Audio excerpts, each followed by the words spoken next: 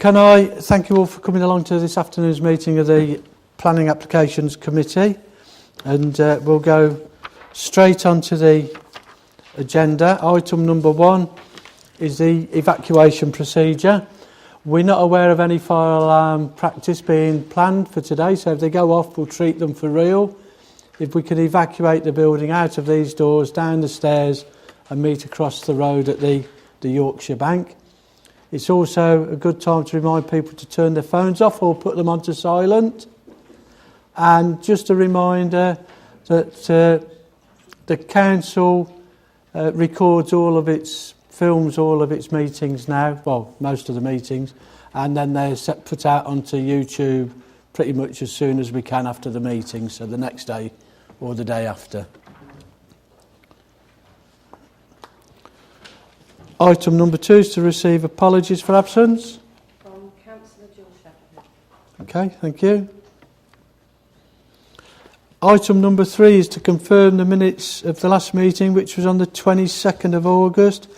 Can I just ask, it's been mentioned to me that Councillor Shepherd had put her apologies in, but I wasn't aware of it, so they've not been recorded. Are you happy that we amend those minutes to show that? Okay, thank you. You happy that I signed those minutes, the true and correct record? Thank you.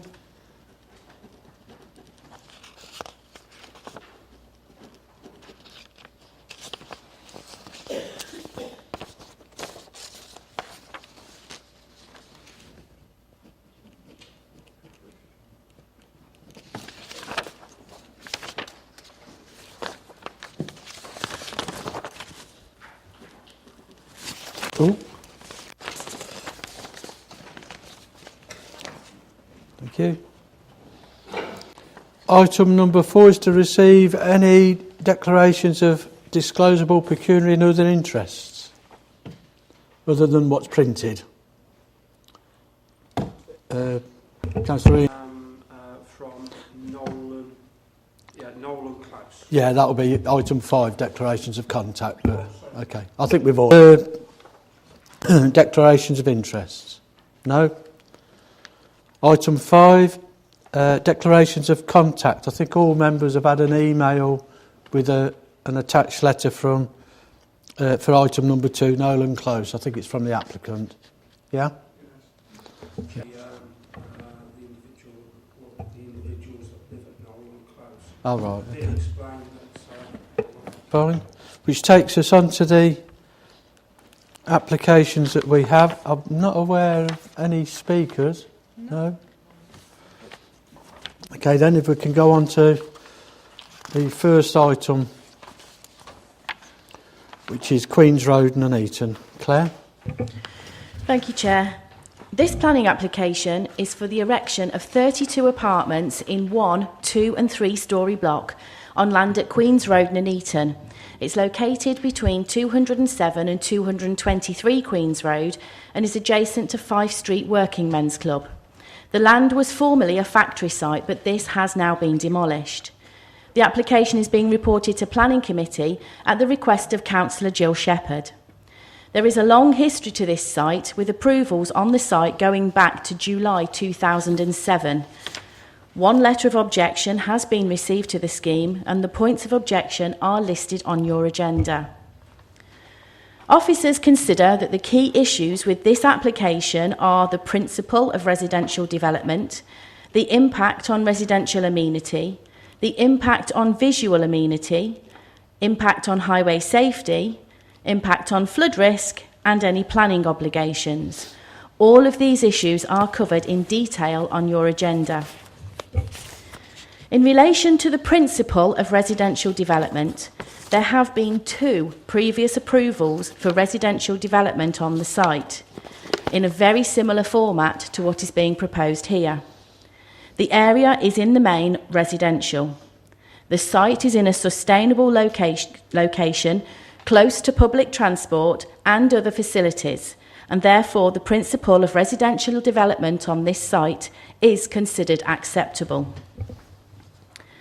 In relation to residential amenity, The Residential Design Guide makes it clear that distance standards set out in the guide can be reduced if these are measured over public areas such as roads.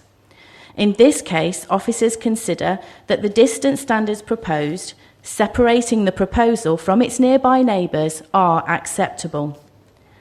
In relation to potential impact on neighbouring gardens, it's clear that there will be some enclosure of the gardens of the properties on Queen's Road by the proposal. This is shown on the slide here. So these are the gardens affected. These are the properties and those are the gardens, with residential development down this boundary here. However, given the previous building on the site, which is here, and you can see there was a solid brick wall in this location that I'm showing on the plan, this would have had a similar impact to the proposed development on those gardens. And given the previous approval of a very similar scheme, which was assessed in accordance with the Residential Design Guide, it's considered that there's no undue impact on residential amenity from the proposal. The slide displayed now, I don't know if you can just see, shows a dotted outline which shows the format of the previous factory on the site. So in some instances, it's the same height. Some instances it was higher, and some instances here, it's just slightly lower. But overall, the impact is thereabouts the same. In relation to the impact on visual amenity, the scheme is in keeping generally with heights of surrounding properties, being approximately 2 metres higher than the neighbouring properties on Queen's Road and 1 metre higher than those on Fife Street, as shown on the plans displayed. The roof is designed so that it will be in keeping with the general mass of the building and within the street scene. In addition, as I've previously said, the principle of having a building this high on the site has been established by the granting of previous planning permissions on the site. The scheme before you draws on architectural features of the local area, such as corbelling, stone sills, bays and chimneys, and is acceptable in visual amenity terms. In relation to highway safety, Warwickshire County Council Highways do not object to the proposal, subject to the imposition of a condition requiring a construction management plan to be submitted. There are 32 parking spaces proposed for the 32 apartments, mostly in an undercroft manner, so generally underneath the first floor of the building. Driving through the site, as you can see, there's two sites entrances, one on Queen's Road and one on Fife Street. Driving through the site is not acceptable because these 2 parking spaces here have railings around them to prevent vehicular access all the way through. It is possible to, however, walk through the site around the outside of the railings here. The site, as I've said, is in a sustainable location, very close to the town centre and Queen's Road District Centre, and as such, this level of parking is acceptable. No objections have been raised to the scheme from either the Environment Agency or the County Flood Risk Team. In relation to the requirement for legal obligations, contributions for sustainable welcome packs and libraries have been received from the County Council, and for play and open space and affordable housing from this council. Officers consider that the County Council requests are not Community Infrastructure Levy compliant and as such are not required and requested for this application. However, we have added a condition to require the travel welcome packs. The requests for play and open space for just over £43,600 towards Riversley Park, Poolbank Street, Tompkinson Road and the allotments at Vernon's Lane is SIL compliant, and the request for 25% affordable housing is also acceptable and is supported by the saved policies of the Borough Plan. The recommendation is one of approval, subject to the completion of a legal agreement covering the play and open space request, affordable housing requirement, and the conditions as suggested on your agenda. Thank you. Okay, thanks, Claire. To enable debate to take place, can I move the recommendation which is as printed to grant planning permission. Is that seconded? Okay, thank you. Any member? Councillor Longden. It has been an eyesore for years, almost as long as I can remember. But there is a slight difference between having a factory there with that wall and having residential properties along that side. And I can't see any windows, but is there any windows along the sort of right-hand side as you go in? It looks like they're all on the other side, but if it's just a straightforward wall, that's good, because that's what the factory was. It also, if I remember correctly, had an asbestos roof on it, but these aren't going to have asbestos roofs, are they? And the idea of having the centre blocked off so that vehicles can't run through between Queen's Road and Fire Street, or more likely Fire Street down to Queen's Road, is an excellent idea. And I think that was well thought out, and it will stop the rat run through there, at least, because when it gets blocked up, then people will be trying all sorts of routes, won't they? So apart from the one sort of doubt I have in my mind about the flat dwellers being able to overlook all the other properties, if you can put my mind at rest about that one, that'd be helpful. And the other one is really, I suppose the massing of the factory is the same as the massing of this, but it's just different because it was a factory and people went home at night, and this is there all the time.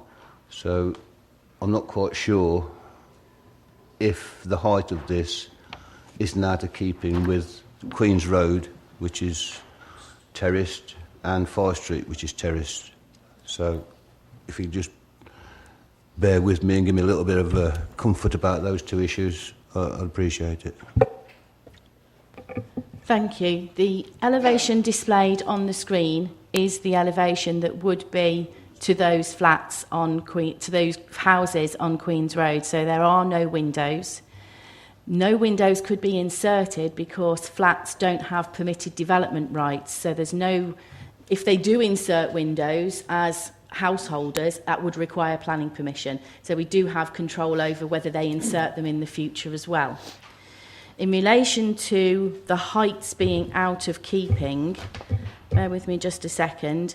Right, the elevations here show the difference between what is there at the moment on either side of the properties on Queen's Road. So you can see here there is an increase in height on either side, but the elevation and the street scene of Queen's Road is so diverse that we don't feel that there's any reason to actually go for a refusal based on that impact. And we've already had a precedent set of something very similar being approved by previous applications. In relation to Fife Street, which is the plan to the top of this screen, there is only a very small difference in relation to the house next door. This is the club next door, which is flat roof. So there is a big difference in height there, but in relation to the roof, which is similar format, there's not much difference. So we don't feel that there's any real reason to refuse it on that basis. Okay, thank you. The camera hasn't moved again. Anyway. Any other member? No? Can I just make two comments? Because I think the first one, picking up on the point Councillor Longden made as well about the site, it's just over 10 years since this first received an approval, and it's becoming unacceptable for any number of sites in the borough now that have had permissions and then they don't go on to develop them. I don't know what we can do without sort of the government bringing forward some new planning guidance or something, but let's hope that particularly this site and the others get developed. And the only other comment I wanted to make was on about the non-compliancy of the sill stuff by the county council. Because we went through this some years ago where they weren't compliant with 106 requests. Yep. well, I mean, I guess the message I'm sending, it's not really for debates for somewhere else, is when are they going to get their act together so that they can get the monies that they no doubt feel that they need? Okay? All right, well, I'll just leave that with you. Anyway, it's been moved and seconded, the recommendation, which is to grant planning permission subject to that legal agreement and the conditions printed. All those in favour? Okay, that's unanimous. Thank you.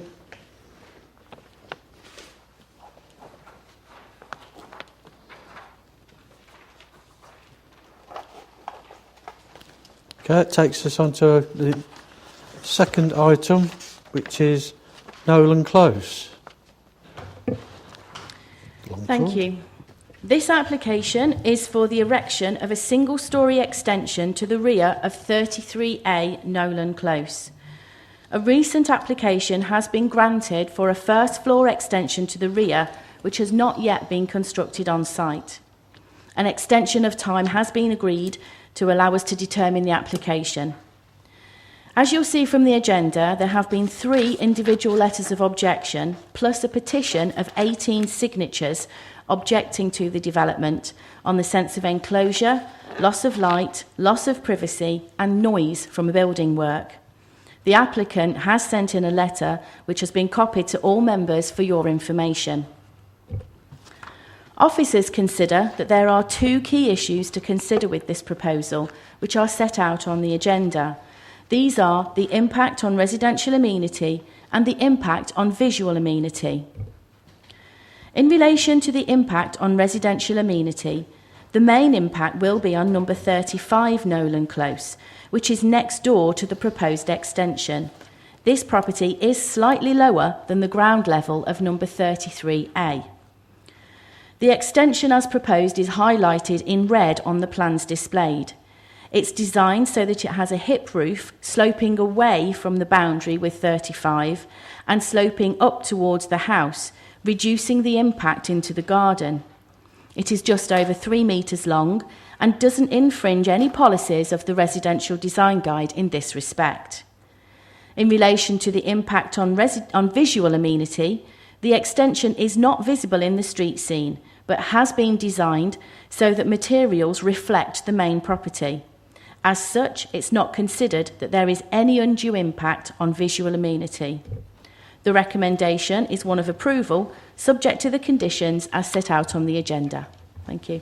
Thanks, Claire. Again, to enable debate to take place, can I move the recommendation? Is it seconded? Okay, thank you. Any member? No? The recommendation is then to grant planning permission subject to the conditions printed. All those in favour? Thank you. That's approved then. We don't have any other urgent items, so that concludes the business. Can I declare the meeting closed and thank you for your attendance?